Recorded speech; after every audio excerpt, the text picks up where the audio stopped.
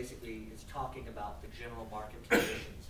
Well, economically, there's job losses here. There's, the market is depressed. There's an oversupply of homes. If you go to the website and pull down the form, you should be able to fill it out.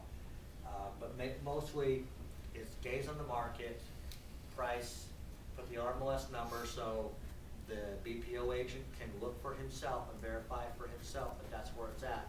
And the bank can go actually look at their RMLS data, and we're proving verifiable, closed, comparable. So we're not making up housing and addresses. You're just giving them verifiable data. This is kind of by our sections. There's a section in there where if you've got certain areas, like right here, Rio, corporate owned, bank owned. Happy Valley has so many bank owns and foreclosures right now. There really is a huge deviation between active comps that are trying to sell in there, short sale comps, and bank owned. There's a huge fluctuation. That's kind of what you want. If there's something in like Silverton, Jefferson, where there really isn't any sales activity, that's going to be hard to do a short sale on. Because there's really no reliable data, and there's no deviation in valuation.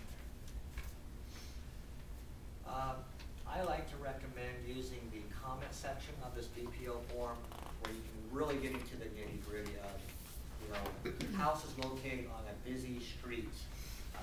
There's graffiti, taglines everywhere, and you're showing someone in California, Texas, wherever these loss mitigators are located. You're giving them a bird's eye view of what's happening here locally, because you guys are the experts, and you're telling them, hey, this is what's happening in this area. This is why we're evaluating the property where we're evaluating that, because right next door, there's a big train track. But can I say something? Yes. Just because I was in the lending, like you, and under the important thing is, because I had to fight and review the BPOs against appraisals. If you're going to fill that out, please don't add your personal opinion. It has to be all professional, because people add like what they thought, like the neighborhood. You have to be real. You have to say professionally, what is your opinion? Right. Because when we get them over and they give us their personal opinions on stuff, we'd kick it out. We'd tell Magic, you get us someone who's going to give us a professional opinion. But this is basically the supporting of the first offer. They're going to do their own BPO. Right, but the lenders, just like the underwriting, QC, Right. everyone's going to be reading that. Of course. And the minute they see people giving their personal opinions, they're like, out. Well, just throw out the idea of if you were to do nothing at this time and just slap it into loss mitigation. Yeah. Do you think your chances are 50-50, 20-40, Yeah. of being successful? Short sale transactions are very, very difficult. So at least you're making the effort more so than the next guy to try and support the offer, right, versus doing absolutely nothing and letting them dictate what the value is in California, Texas, Florida, wherever the heck they are. They're ordering some clearinghouse in Michigan to send an appraiser out, or some BPO agent that knows the area.